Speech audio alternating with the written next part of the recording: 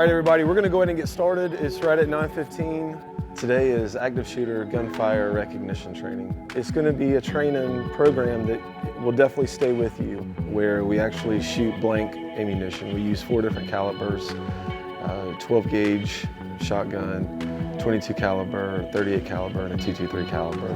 How many of you, real quick, have ever shot a gun? Awesome. How many of you have ever shot a gun inside of a building? Gunfire inside of a building sounds completely different than outside.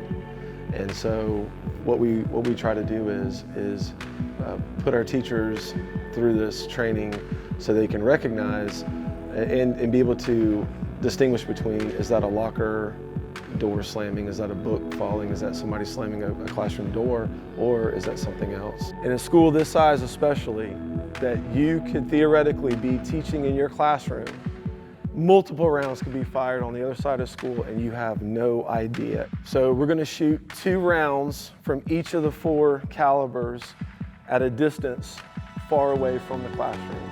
And then they are moved to another location in our building where gunfire is heard throughout the building, so they really can listen for the different sounds. All right, here's the 22. Okay, go ahead with the 22.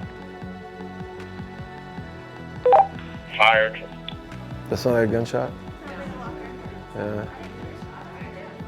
And then as the gunfire gets closer, then they're really going to be able to distinguish. That is definitely, there's no doubt about it, that's gunfire. Firing 223.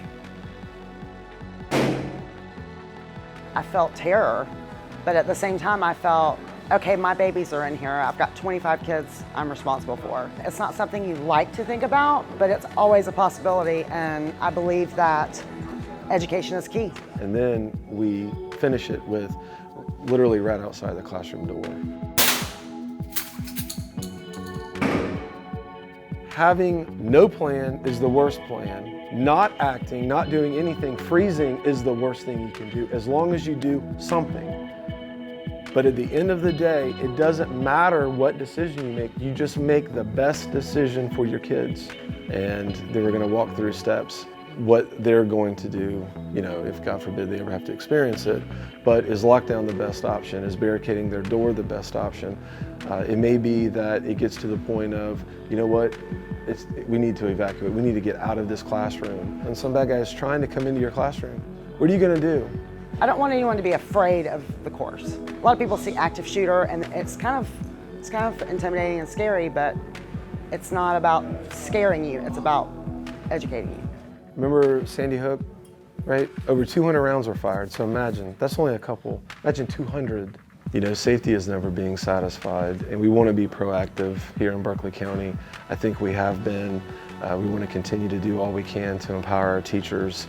They have our most precious cargo, you know, so to speak, and we want them to be confident, and we want them to feel safe, and we want them to be able to make the best decisions for our kids. The more that we are trained and we know how to react, the safer their students are going to be. So it's our #1 priority. So I, welcome any training that's really going to help protect our students. And so that's what I would really want our families to know.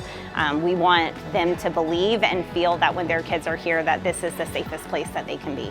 Thank y'all very much. Thank y'all. Thank you.